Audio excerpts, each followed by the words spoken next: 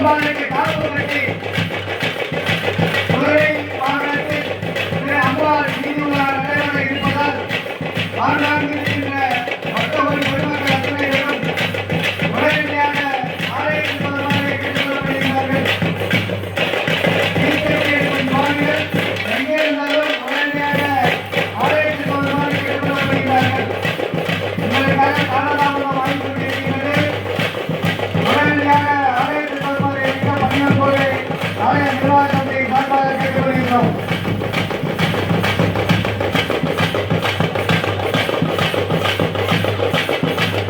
எங்கள் ஊர் மாரியம்மன் கோயில் திருவிழா 33வது வருஷம் இந்த ஆண்டு.